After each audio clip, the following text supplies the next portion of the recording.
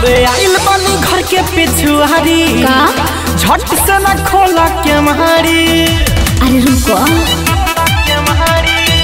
अरे आइल बानी घर के पिछुआरी झट से न खोला के मारी।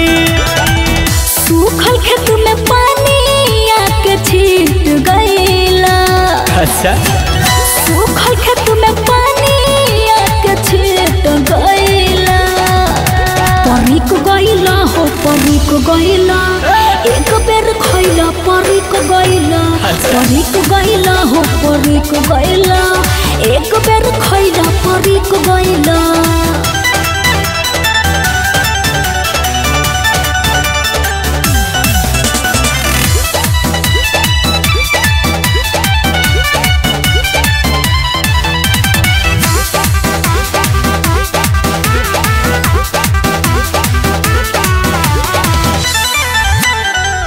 माजा रोज के ली होलता हर और जाई भारी।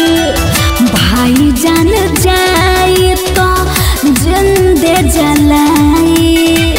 बुझलो अरे तो हमरे सुना हेरानी जाई ना दीवाना बिना मिलले का भले जाए न जाई हो। खाली बोला ता घर के छरदा वाली हम फने आई हो।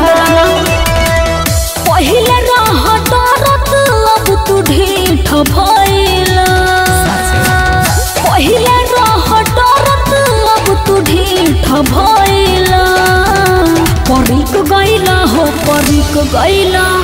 एक बेर खइला परिक गईला। परिक गईला हो परिक गईला। एक बेर खइला परिक गईला। समझल करो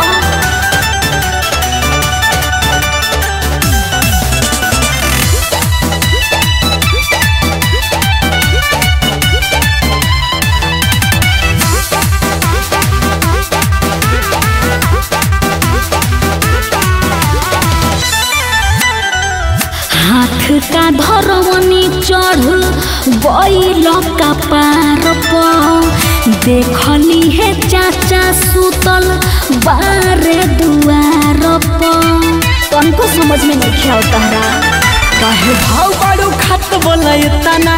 अच्छा बढ़ाव तारू हो। अब हम भाव दीवाना के आदत धरा के लौटवा तारू हो। सुना बाबा से ले सीना ठीक कइला। काहे हो बाबा से ले सीना ठीक कइला। परिक गईला हो परिक गईला। एक बेर खइला परिक गईला। परिक गईला हो परिक गईला। एक बेर खइला परिक गईला। अरे अब रहे दो।